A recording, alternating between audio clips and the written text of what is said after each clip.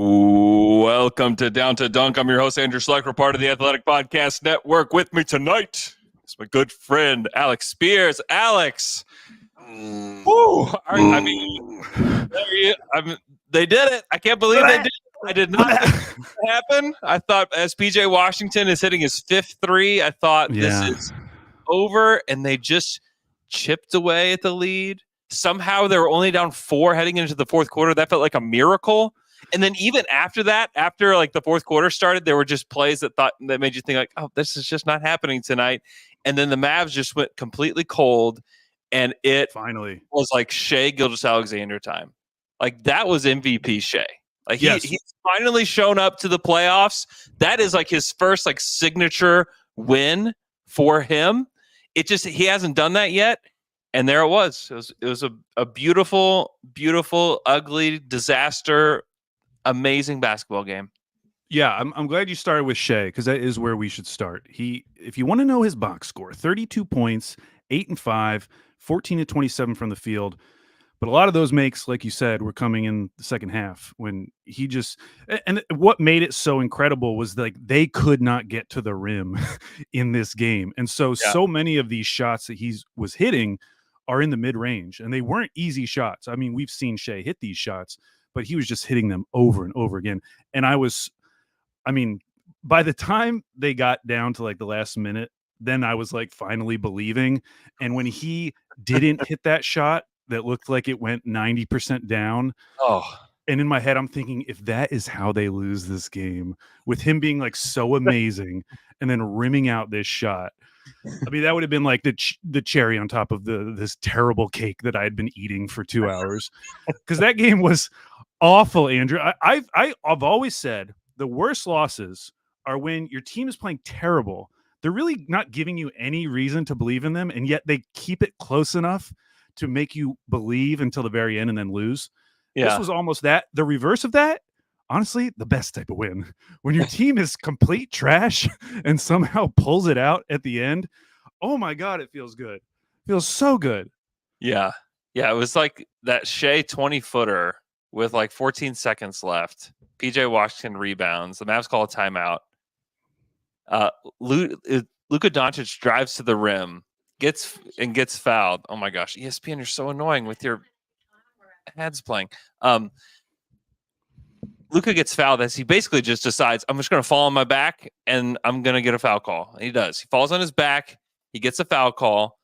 And I thought, oh my gosh, this game's going to overtime. Like, I cannot believe this game's going to overtime. And not only is it going to overtime, it's going to be a PJ Washington 3 to send it to overtime. PJ Washington 3 is going to kill us all. Luka misses the free. I can't believe he missed the front end of that free throw. Like, I just cannot believe it. And then PJ Washington misses. Like, I can't even remember what a PJ Washington miss looks like. But he missed the front end of his free throw too. And like, that's going to be the thing for the Mavs, that they are just going to be, and Mavs fans are going to be sick about all day tomorrow as they have to kind of drink this loss in, is that they went 12 of 23 from the free throw line. They went 12 of 35 from 3 and 12 of 23 from the free throw line. I mean, just absurd. And the free throw line is something that really that kept the Thunder alive. They shot 38% in this game and 25.9% from 3, but they made 23 of 24 free throws. And like, that was the difference. 6, and it's not like they had like some egregious number of free throws. 6 from Shai, 4 from J-Dub, 5 out of 6 from Chet, who hit some big time free throws, and then only 2 free throws off the bench from Wiggins, who I just barely remember playing in this game. Dort went 6 for 6 from the line. Yeah, Dort was 6 for 6. Yeah, that was Dort truly. This was the full Dort experience. Oh my gosh! Anything he's ever done on a basketball court was captured in these 48 minutes of basketball. It was that shot. He had 2 fouls in like 19 seconds of the game. He did. And then he had a couple of the biggest corner threes of the game at different points. Yeah. And then he had that finish at the rim where it went over the rim. Oh yeah, like, amazing. It was as if we had seen Lou's entire career just like flash before our eyes over 48 minutes. Well, there was a point when I think it was Seth Partnow said that Dort at that point in the game was shooting 26% from 3 in the series. Yeah. And I went back and looked, and in that bubble series against Houston, he also shot 26%. Wow. And like I was thinking about the parallels with that series with him, guarding Harden, guarding Luka, and doing like a really good job. But at the same time, his offense for large stretches of this game were really hurting them. I mean, they were absolutely packing the paint. There was just nothing going on. There was a point in the game, this was like deep into the third quarter, where they had only had one restricted area attempt after the first quarter. So like for the majority of the second and third quarter. And it never really got going. Like I said, like towards the end of that game, that was just like a lot of middies from Shea. That was all we were getting. I mean, there was a stretch in that game in the third quarter, I feel like through the end of the game, where it felt like really their offense was just, please, Shea, do something. Like, we need you right now to do something, because the offense just was not clicking the entire game. Yeah. Everybody besides Shea and Chet, the entire rest of the team, went 15 of 56 from the field tonight. Amazing. 15 of 56. Hi, Jay. Welcome to the stream. Jay, what is that? What is that Thunder hat? What is that? I've never seen that yourself. So here's the deal. I've got a friend that has, it's from the, what are they called? I don't know. In new edition. I don't know. But I have a friend that has a really cool green one. And I was like, I want a Thunder hat, but I want a different one. Wow. And so that's what I got. It's just, I don't know. I have no idea even what it's for. But guys, I've followed this team for a long time. And I'm not sure I've ever had such a swing of emotions in one game ever. I'm sure I'm a prisoner of the moment, right? Like I get all of that. Also, your finger's still messed up, man. Yeah, man. Forever. I'm like, there was moments in the first half I was like, maybe this is the end. Maybe we don't. Maybe we have everything. I was preparing my this is a young team speech. I was preparing it. I was getting it. I was preparing to yell at you for doing the young team speech when you and many other Thunder fans were like, well, you can't say they're a young team, but that all you got for us going into the playoffs. But I felt the same way. Like no one has made me feel like this is the team that everyone else was describing going into the playoffs, like the Mavericks have. Yeah, like, especially through that first half. I mean, they did look young and they looked inexperienced. And Dallas looked like they knew what they were doing on every play and were so locked in. Hey, Taylor. Are you in your closet? Hey, I'm sitting down in the kitchen. Oh, okay. I can't stand up.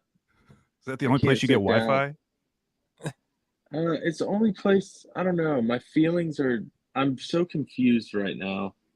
I don't really know where to go. I feel like a dog that sleeps on like a little rug in some room or something. I don't know how to explain what I feel like right now. They were 7 of 27 from the 3-point line. 7 of 27. I was just telling Alex that the whole team outside of Shea and Chet went 15 of 56 as a group of people playing the game of basketball. I mean, they're watching Chet. Like even watching Chet during the game, 26%. Chet was fantastic tonight. I didn't even realize how great he was. Yeah, because I was so just like, I mean, drawn into like you watch a car accident when you're trying not to how like I couldn't focus on anything else other than how terrible Oklahoma City looked for 3.5 quarters of this game.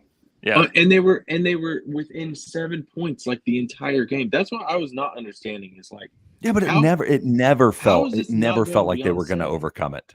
It felt like it was going to be one of those yo-yos, right, where they would get to 7 and then it would go back to 11 and then it was 7, 11, and we'd just be like dejected, 3-1 coming back to Oklahoma City, and here we are, 2-2 coming back home, Oklahoma City, where for the love of God, surely these guys are going to remember how to play offense or shoot the basketball from the 3-point line.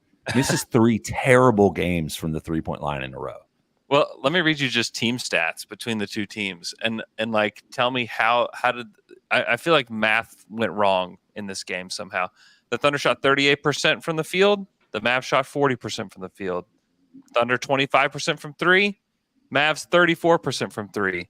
The Mavs out-rebounded the Thunder by 2. The Mavs had 26 assists. The Thunder had 18 assists. The Thunder had 10 points off of turnovers. The Mavs had 19 points off of turnovers. I mean, it's just like, what is going on here? The Mavs had 40 points in the paint. The Thunder had 28 points in the paint. Yeah, I mean, a lot of those can be explained by Shea, though.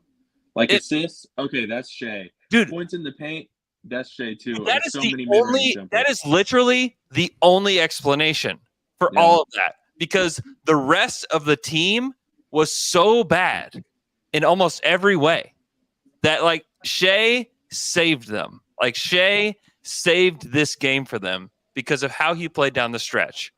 And there were some big moments from J-Dub too. J-Dub, who I thought was double dribbling. I don't know if you guys remember. Did he not? Yeah. Because corner. No, it got swiped just enough maybe to give him the break. And I think Lively didn't think either that he could dribble again. And he was just standing there, and PJ Washington fell asleep, and he just turned the corner and jetted to the corner and dunked it. And that was a huge moment. There were so many moments toward the end of this game where like the Thunder actually had life, but it all came from Shea. Like it was all about Shea. And then the Thunder defense was amazing down the stretch. And it's because you put the best defensive personnel out there. You put Case and Wallace in, you put Dort in. McKelly and I were talking about it today at the end of the podcast. Probably no one listened to because we didn't have it out long enough.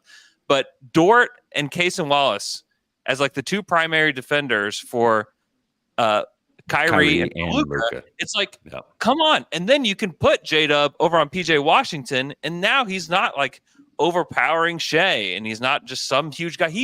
They removed PJ Washington from the game basically in the fourth quarter. Like the guy was amazing up until that point, and they were finally able to shut his water off. And some of it is like they've at some point, like in the playoffs, like I know you want to run, giant rotations throughout the regular season. You do have to shorten your rotation to like these guys, like the guys that are showing up here at the end of the game.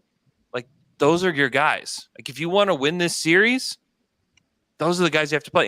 I'd include Jay Will, who I thought played good minutes too. I thought Jay Will was really good in that game. He was so important. He was so tough. Him and Chet were so tough that entire game. Like Chet was getting smacked every rebound. He was just grabbing the ball, knowing I'm about to get punched 8 times right now before the Mavs go back on defense. They all just like throw their hands in there real quick and then run back on defense. But dude, there were some.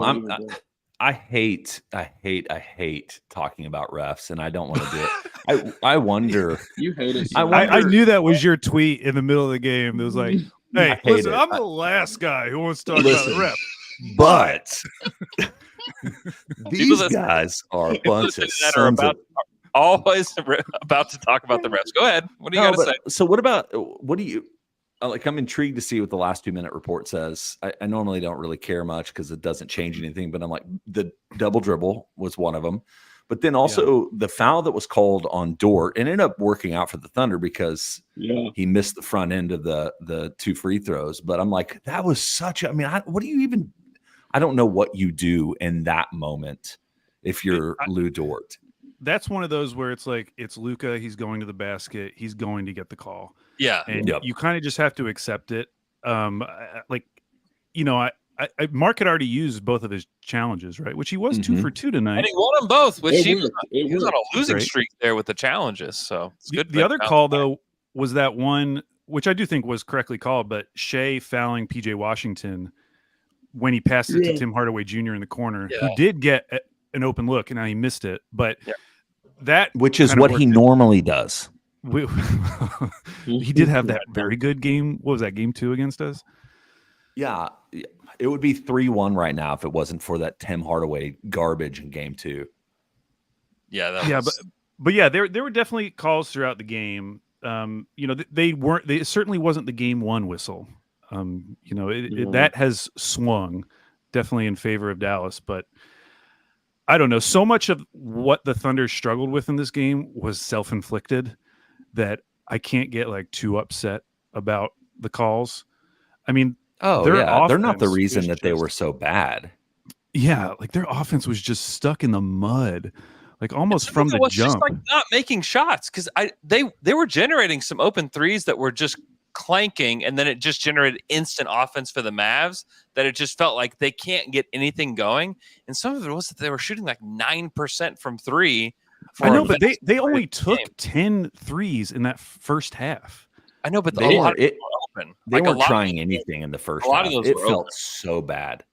They were, but it was everything. It felt like it was late in the shot clock. It felt like it was a lot of dribbling. It was a lot of passing around the perimeter without doing anything. Some of those were like, but the problem is like this, and that's been this whole series is like the Thunder thrive at getting to the rim off of drives and then spraying out, and they can't do any of it because the Mavs have been able to keep a guy at the hoop the whole time. Like Shea got all of his points from basically not at the rim. Jump shots. And like that is not really the Thunder offense. That's not how they like to play. And they like to play 5 out and pull Chet out so that they don't play, so they don't have to do that, so they can't actually get all the way to the hoop. But I'm going to look at the stats. But like, and there's no was, part of that was Dort, there's no way were playing him in the dunker spot through like a significant chunk of that game. So like there was no reason for the big to have to leave. That's what made it so funny when Dort was the one hitting the corner threes later in that game.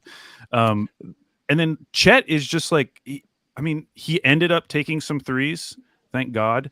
He did hit that 3 later in the game, but he still only took 2 threes in this game.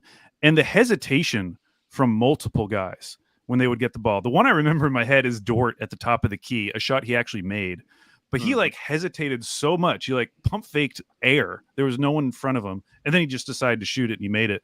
But I feel like that was going on all night. Like the quick decision making that we're used to just wasn't there tonight. I felt like that was missing from Isaiah Joe all night too. Like I felt like he was in his head.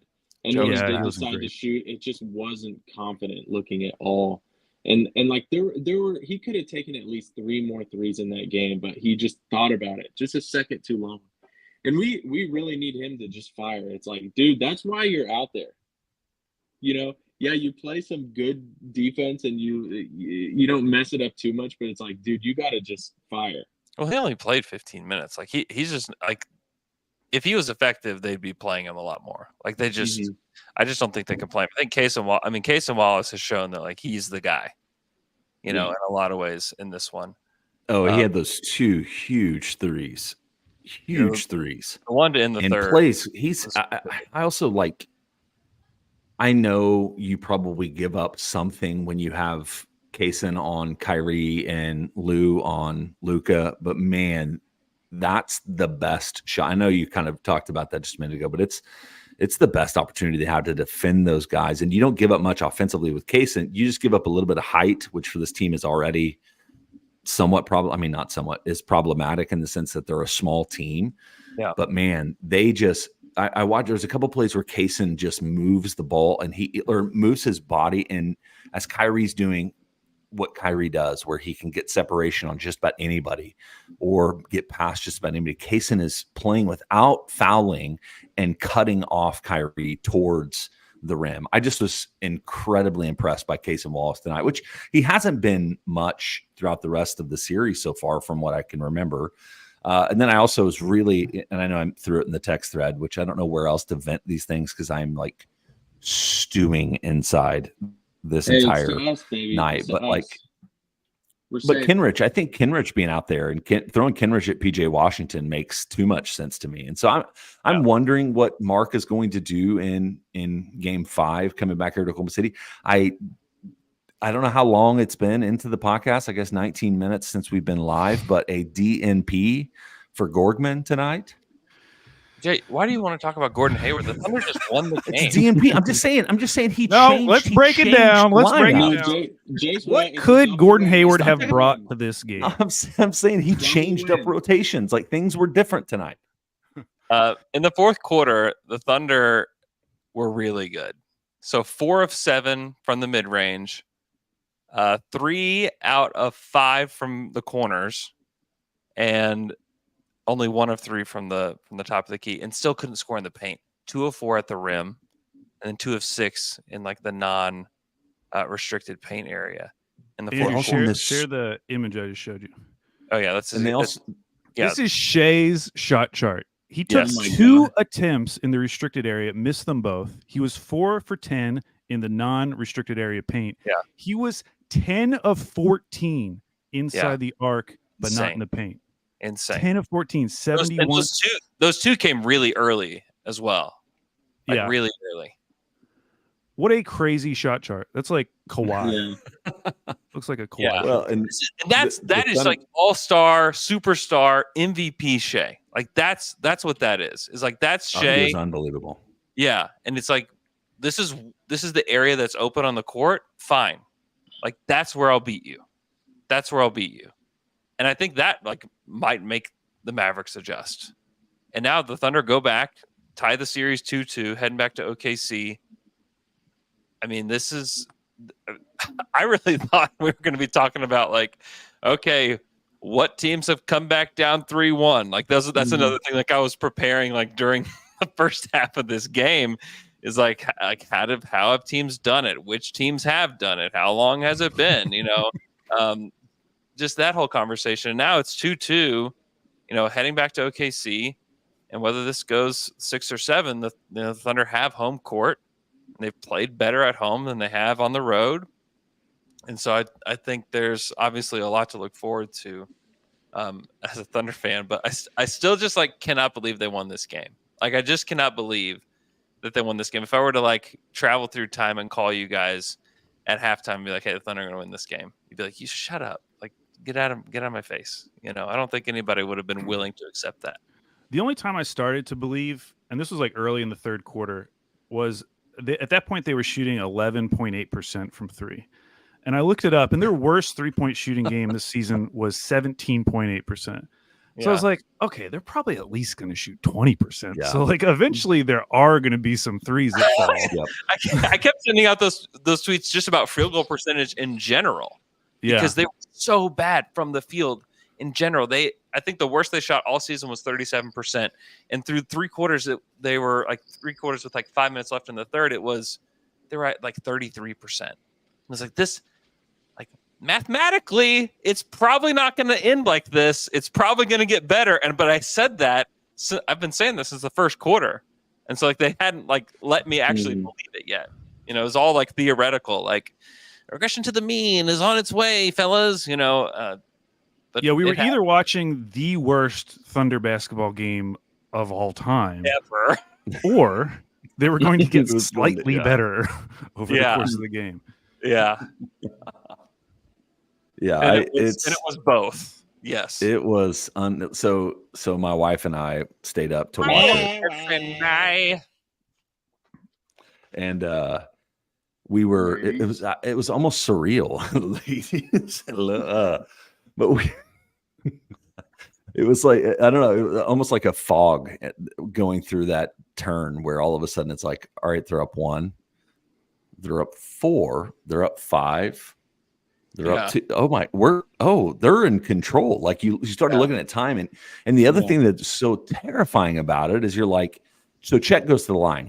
And I can't remember what game it was. It may have been a Pelicans game, but he goes to the line late in the game and misses the front end of 2 free throws. And so I'm just watching this and I'm just like, all right, so if he makes 1 and misses 1, you have Kyrie and Luka, who are some of the most terrifying late game scorers in the NBA, like historically unbelievable in those moments. And so I'm like, Chet, you have to make, and Chet was fantastic in this game. And I felt like it was so underappreciated or even seen. Like he was just not even really talked about in the broadcast.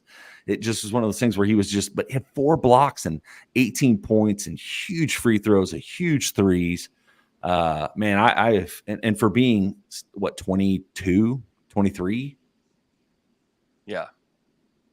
I mean, in a huge moment, I don't know, man, it was super impressive. And he's just getting the crap beat out of him. Like Gafford and Lively just pummel him the whole game. And I'm not saying like, well, he should be getting more. I'm just saying like he just gets beat. That's just part of what it is. How many fouls did Gafford and Lively have? 3. Are you asking? Combined. 4 total. 0 total. Oh. That is insane. Isn't that? I have a justice stat for you, Andrew. We like justice here, don't we? Justice. Well, Did somebody just throw a cricket? Yeah, what was that? Those are my kitchen crickets. Don't worry about them. So, it felt like real justice when PJ Washington was at the line and he missed the first free throw, and they're like, "Okay, PJ's gonna have to miss this next free throw so you get a rebound," and he sinks the second one. And I was like, "Yes, that's the PJ Washington we were expecting. This is the PJ Washington that the Mavs have had all year." The one who doesn't do the right thing. Yeah, I know. It really was. You need to highlight that Fred Katz tweet or that Fred Katz comment. What is it? What does it say? He says, kitchen crickets? It's good. Oh, we got Fred Katz in the chat. There he is. Nice. I'm going to show some of like the plays. Better than Roach's cats. But first, let's read some super chats here. Tanner Moore sent us a super chat. Thank you.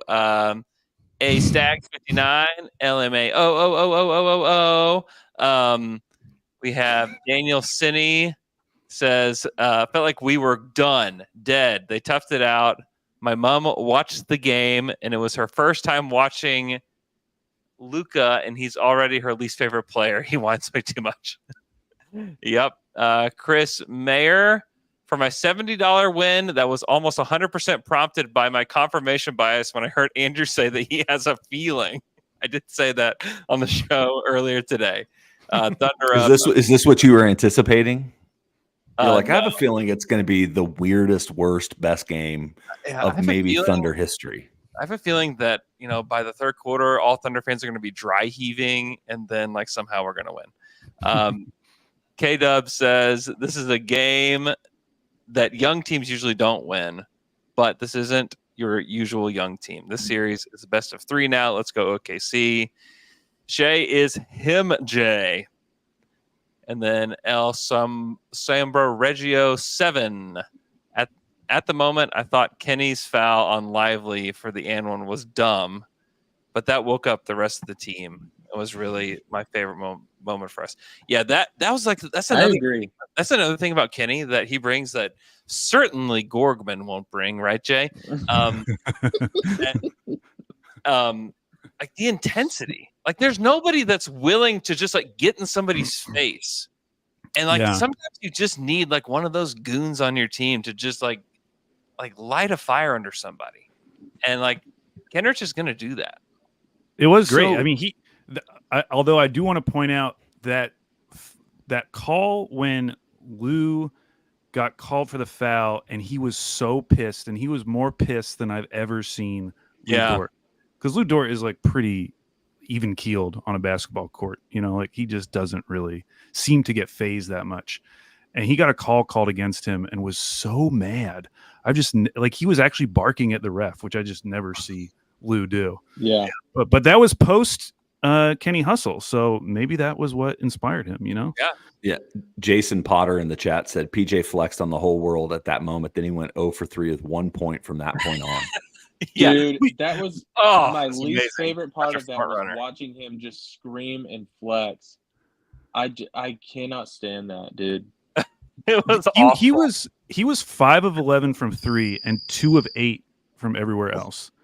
Dude, he was 7 of 19 in this game. Crickets. So, say it again, Alex. Sorry. He was 7 of 19 in this game.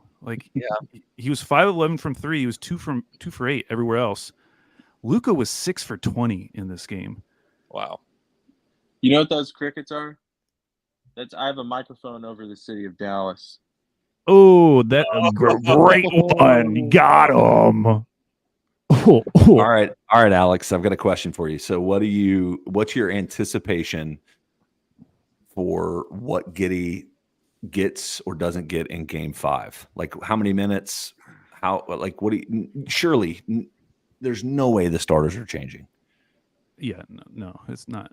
No, it'll be I'll say 6-point deficit when the starters leave. What's this plus or minus for game 5? Hey, well, the funny thing is, like, the starting lineup at the beginning of the game has not been good. Like it's been consistently been bad, or they've just like kept it close. But you never feel with that starting unit that they're going to like build a lead. You know, like maybe they'll keep it close, but they're certainly not building a lead. Giddey has had some moments elsewhere in these games where he has been impactful. But I don't think, especially with the way they're clogging the paint, like you just need more shooting so bad. And like they're not really respecting Dort. They're definitely not respecting Giddey. And so you have these two essentially non-shooters, even though Dort had a great season from three, just because of the way they're being guarded.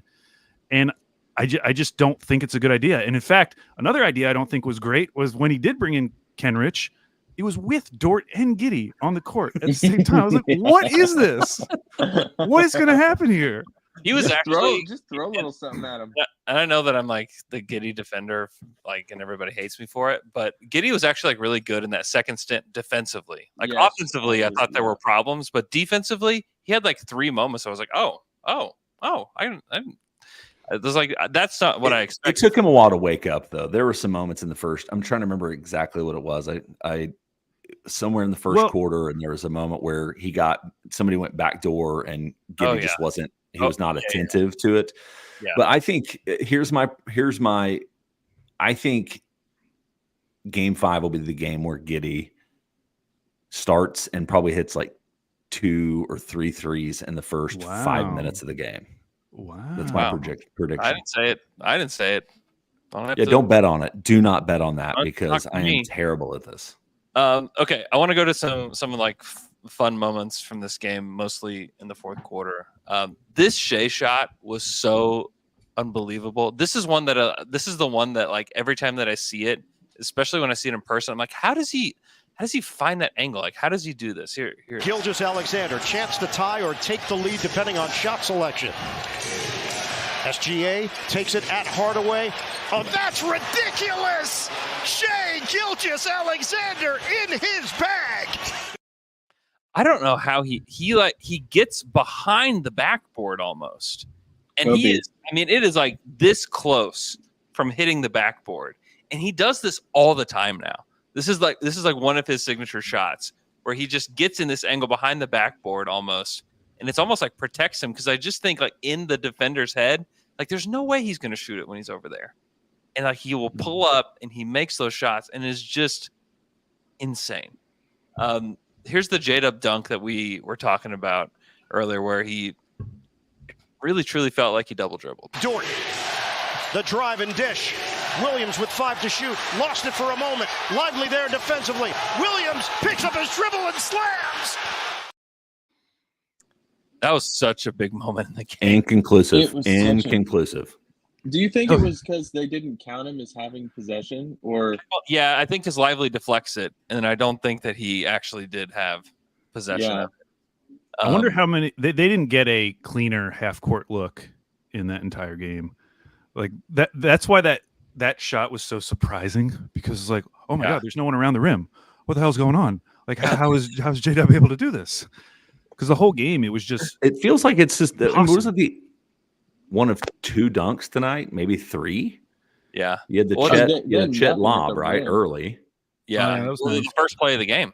Chet lob. Yeah, and then that dub dunk. And Andrew, will you pull up the clip of Giddey having an end of the quarter heave, and Iron Eagles like, Giddey for 3. That was get anywhere close. There were a couple. I will not do that.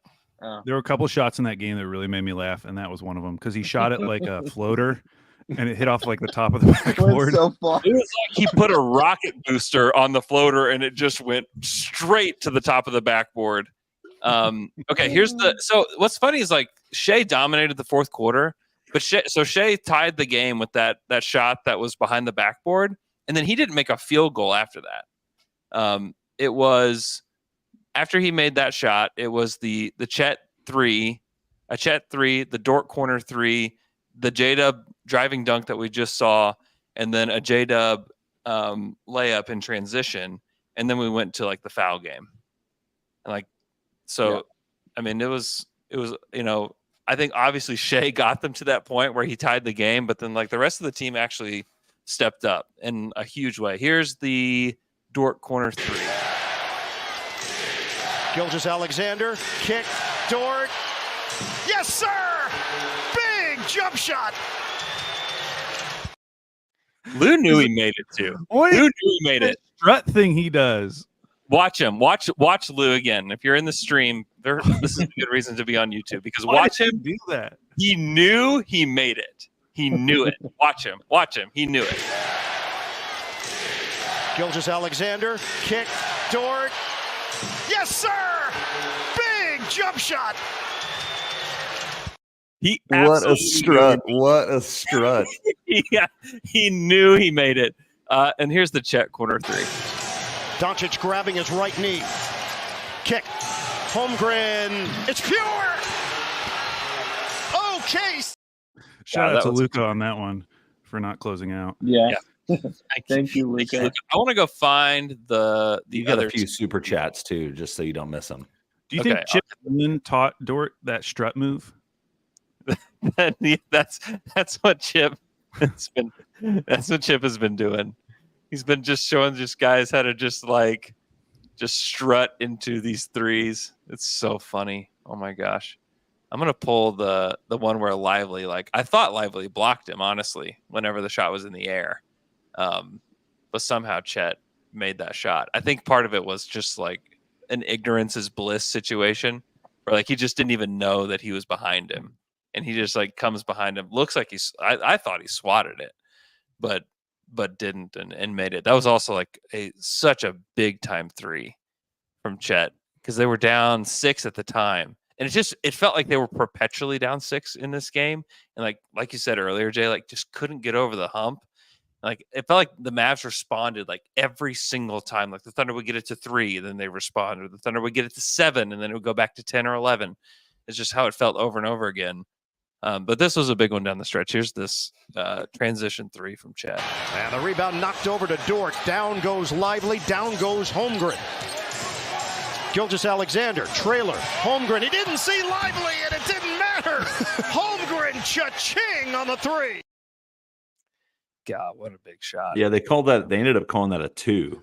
Yes, that's right. Yeah. That's why I couldn't find it initially because they took a point away and they showed Chet on the broadcast as they took the 2 away, and he obviously was not happy about that. Well, he also thought it was he thought he got fouled, he probably did get at least hit on the hand as he shot it, but yeah, huge shot. Yeah. Welcome back, Taylor. So I had to handle some of these crickets. They were getting a little confident. Okay, good. Haas 2 for a super chat said, I bought a ticket for game 5 as the clock hit 0. Very nice. Philip Inky says, who lacks playoff experience now? Not the Dogs. Fred Katz has given us 2 super chats. Fred Katz says, I know OKC says it expected Chet to be good, but if you gave them truth serum, would they say they expect him to be this good defensively this soon? The Thunder would be in not even close to this position without what Chet has been on the defensive end, shutting down the paint. As much as we talk about Lively and Gafford, tag teaming the paint, it's kind of the same thing for the Mavs. They have also struggled to score in the paint, although they had a lot of points in the paint tonight, but their percentage has not been good. So they shot 48.1% at the rim. Tonight. OKC shot 35.3%. Oh. Yeah, that's about how it felt. And then Fred says, why are we accepting the concept of kitchen crickets as a thing? Mm-hmm. You just dropped kitchen crickets and then move on. I think it's really not that we just hear that. We just hear Taylor talking and we just let it ride. He's also sitting on the floor of his kitchen. So what are we supposed to do with that? We've been podcasting for over a decade. He's actually in he's in their territory. So Taylor's actually the one that needs to change his behavior. Hey, that's true. You got to get out of there. I feel comfortable here among the crickets. They've been here for a while. Andrew, you and Alex doing a podcast tomorrow? Or is this it? What? No. Why on Tuesday? Oh, today's Monday. Oh, sorry. Yeah, hey. Monday. Come on now. Jay, I don't know if it's the color of the video, but your hat kind of looks, now that I've looked at it a bit more, it looks like a Brahms themed Thunder hat almost. Heck yes. Kind of got that Brahms pink. It does. That's pretty cool. I want that now. What if on the side it was just an ice cream cone? That'd be honestly a really cool hat. Brahms does make everything. What is on the other side? Could you tilt your head to the other side? I don't know. I don't. Not that side. The other side. This, it's like backing up a trailer. It's like, what side is it? I don't know. What is that right there? Oh, interesting. It's the Brahms Thunder logo. Just a little. Oh, cool. Strange. All right. What else from this game stuck out? Anything else? Oh, Did you know that Gordon Hayward didn't get any minutes? That was Jay's number one note. All I was trying to say is the fact that Mark did change his lineups. He did. So I'm wondering if he's going to bench Giddey. Right. Yeah, you know what would have been so funny if Giddey was +6. I just realized how stupid. Giddey was +6. He tied for the best plus-minus the entire game. So a little bit of credit to Giddey, okay? Which came within like a pretty short period because he was -8 after that first stint. And so I think it was maybe it was that Kenrich Dort lineup that like started pulling it back. But I think it was a later stint. And then of course he was in there making the inbounds passes on all those free throws. So yeah. He gets credit for those as well. Yeah. Al, what does that make? Does that make him -33 for the series now? Yeah, it does. Okay. Yeah. I mean, listen, big picture, I do think it's been like a challenging series for Mark. Like it has not been picture perfect by any stretch of the imagination. Like and it's not just like that tonight. And it's not like even the fact that down at the end of that game, he had an extra timeout that he just like hadn't used. There's just been some things that I would say are uncharacteristic of how he was during the regular season. And you know, to be fair, like it's his first playoffs too. Like, can you imagine coaching in that environment after having like coached those terrible goober ass teams back during the bubble, and like after that where you're like playing Poku to a crowd of 10 people, you know? Yeah. Goober ass teams. It is like, honestly, it's overwhelming just to like, I don't know. It's an overwhelming environment. Like that Mavs environment is really, really good. I went this past weekend and it was really good. Like the crowd is awesome. Have you guys been to a game there where they mic the rims? Because people talk about it all the time, but it is crazy. It is crazy sounding. Like anything that touches the rim, a player's like hand that just like grazes the rim, you can hear it. What does it sound like? It is insane. I mean, like give me like 4 or 5 of your favorite sounds that the rim made. After, if like a missed shot just sounds like, doom. It's just it is bizarre. It's just all cartoon.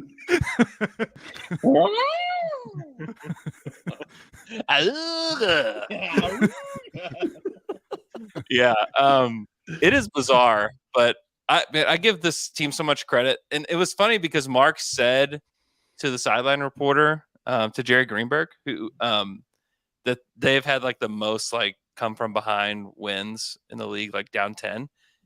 And it was just like a little bit of a weird time to brag about that right now, Mark. But like they were like really resilient. Like that's something that has been said so many times in press conferences. But like they truly have like there's something that is resilient about this team. And they showed it again tonight. Like that was such an impressive, gutsy win.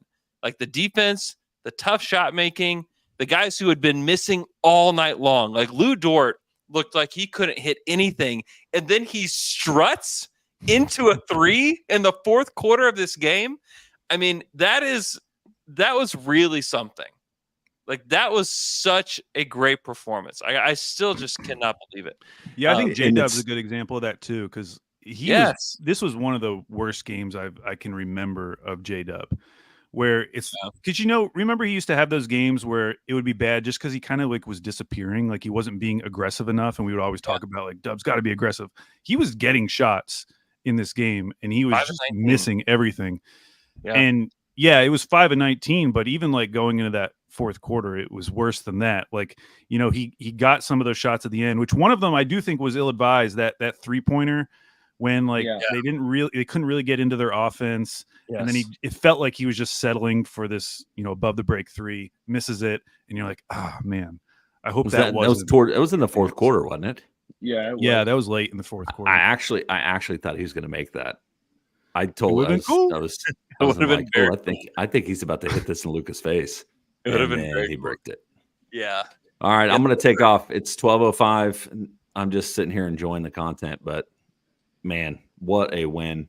I'm always a prisoner of the moment, but it's like, I don't know. This is just such a satisfying come from behind win, and looking ahead at game 5, and it's still going to be like I don't have any kind of misconception that the Mavericks are going to come out and be deflated enough. Like, they have too many guys that know what they're doing and have this history. It's going to be another brawl on Friday night. I do expect a way better showing from the Thunder, and I think the crowd is going to be. They just got to shoot. Like, their last 3 games, 33%, 33%, 26%. Can we just shoot normal bad, please? Just normal. I tweeted out after game 3, and it's still true, that they have only shot worse than 34% or better than 45% from 3. I saw that. They've had no just normal shooting games. There's nothing normal about what's happened.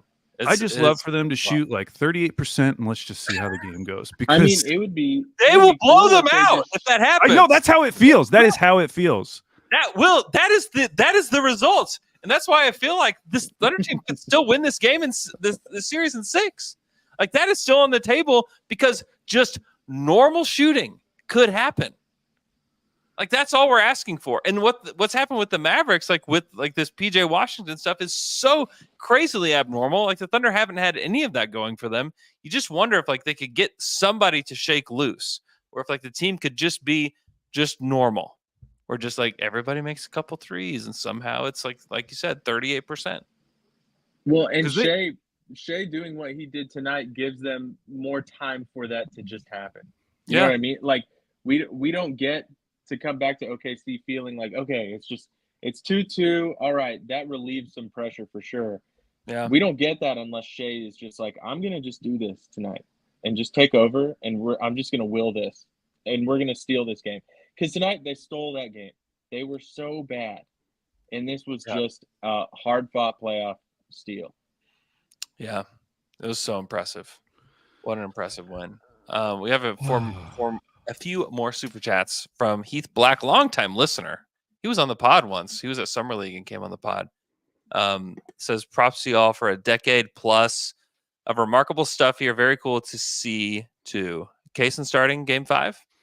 I mean, that would be that's like the move that I think I would make, because I also think Giddey can thrive more against second units and like against guys who aren't going to bring as much ball pressure and like have as much imbalance on the court. I just think like having that extra defender there and a guy that can make threes in case of Wallace, like just it makes some sense. But they will start Josh Giddey. Alan McIntosh says that's Dort's best impression of a green release animation on 2K. Okay. I love Kaysen hitting those threes. Paycom will be wild for game 5. I still think we got this. And then Gumby 1RN. I can finally take off my down to dunk dog shirt. It's been 4 days and I wasn't taking it off until a win.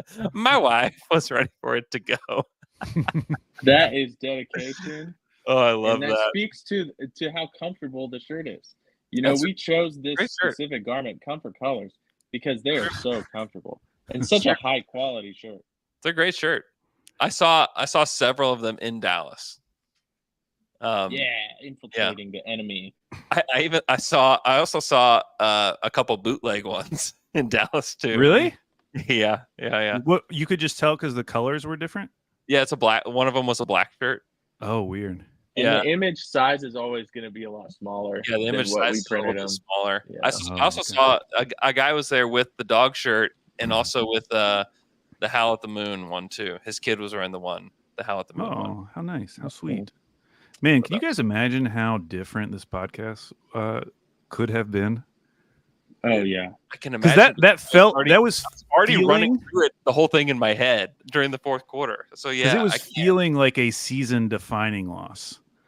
Yeah, because not only like were they playing terrible, and a few key pieces were playing like predictably terrible, or in a way bad in a way that we like weren't that surprised by, but then like just the knowledge that OKC was so involved in Dallas's acquisition of both Derek Lively and Daniel Gafford. and then thinking back to that trade deadline now, and just like, oh my God, that was actually pretty bad. Like, that was not a great trade deadline in retrospect. Like, we somehow might have gotten worse from that trade deadline. And I was just like, and then you're seeing Shea just go off. And it's like, man, I just really hope this isn't all for nothing. Like, because Shea is truly a special player. And for him to have that type of performance and get rewarded for it with a win, it just makes it so much sweeter. And regardless of what happens in the rest of this series, like that was the first like really meaningful win for this team. Like the type of win that we're going to remember. We're really not going to remember like the individual games and the 4-game sweep over the Pelicans. Like we'll remember bits and pieces from some of these games. Emotion in those games. Like you didn't have to feel anything in those games. Like this is that you had to feel every single thing in this one. Like you had exactly. And we'll remember this game regardless of what happens, in the same way that like we remember that Game 5 game against the Jazz when they came back from 25 down and still lost in 6, and it still sucked. Yeah. But man, that Game 5 was like really special. And I'm just so glad that this team has been able to at least get that out of this playoff run, to have like that first moment, because you need that as a team. Like it's cool that they were whatever Mark said, like had all these come from behind wins, but like eventually you have to do it in the playoffs. And so like this felt to me like that first box is checked. Like they had one of those games and were able to pull it out. Yeah. These are like down the stretch of these games, these like series defining games is like how like you start to make your legend. Like this is like Shea's like first step in like becoming a Thunder legend, because like he's been really good and he's been getting, receiving some accolades and some attention. Like that's all well and good. But like your legacy is made in the playoffs. Like that's how it's made. Russ and KD making it to the NBA Finals. Like I think we all have vivid memories of moments that they've had in the playoffs. Like this is Shea's first moment. Like Westbrook in the 2014 second round against the Clippers, where it just felt like all hope was lost, and that they were going to go, down to the Clippers and then have to go to LA for Game 5, and they end up pulling that game out, out of nowhere, and it feels like it was like similar to that. Where it was just like, wow, like it felt like they were done. It felt like they were cooked. I mean, my mentions were just, I could have tweeted just a period, and then like people were just going nuts in my mentions the whole game. And it's just like, man, like and I honestly, like, I don't even like get annoyed by that. I think it's like cool because people are like really into this. Like people are like fully invested, like all the way back in. It's playoff basketball. And I just think like it's feeling like the range of emotions, like it's part of being a fan. Like it's just the coolest thing to kind of see it all come back to OKC. And I cannot wait to get in that building on Wednesday, because it is going to be, it's been electric so far, but like now heading back 2-2 to the, get to be back in your home arena, man, like it is going to be absolutely electric on Wednesday. And both of these series, man, like the fact that Denver, Minnesota is going to Game 5 2-2.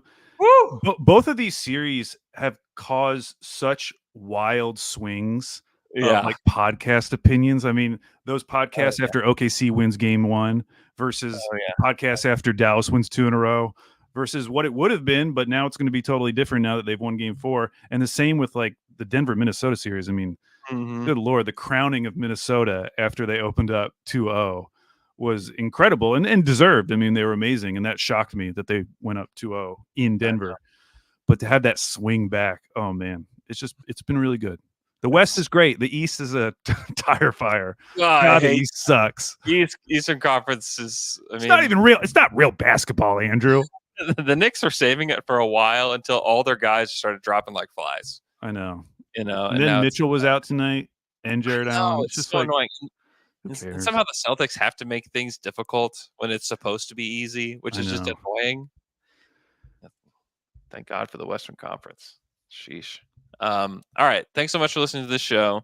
I said this earlier, but it's my wife and I's birthday on Wednesday. There's just like a good chance that I just don't do any podcasts on Wednesday out of respect for just my wife's birthday, not mine. Is that when the game is, or is it later, or is it another day? It's Wednesday. Yeah, it's Wednesday night. Okay. Yeah. So we'll do a podcast on Thursday about that game. We'll see, Andrew. If they have a crazy win, I bet you'll want to jump on here. I'll be at the arena. If Josh Giddey has a 40 burger, I bet you're jumping on here. I'll jump if Josh Giddey has a 40 burger, we're hopping on the stream. We're getting in the stream. Oh, by the way, if you're in the stream, which a ton of people have been in the stream tonight, which is very exciting, please just hit the like button and comment on the video itself, not the chat, but on the video. Would very much appreciate that. Start a conversation, make a friend. I don't know what's going to happen. But yes, hit the like button right now. It means a lot to us. Follow the podcast. If you don't subscribe to the podcast on Apple or Spotify or whatever you listen on your shows, like go do that. Please share this with friends, with family. Send them the YouTube link. Say, go watch this show. And if you're in Oklahoma City right now, you still have 45 minutes to get to the airport. People are lining up. That's true. People are already taking some pictures. There's already a nice little crowd there. Go check out the airport. Oh, and if you want more coverage of this game, Dave DeFore and I are about to record a podcast for the Athletic NBA show where we talk more about this game. So if you're into that, feel free. All right. Thanks so much for listening and for hopping on the stream with us. And we will talk to you guys again on Thursday.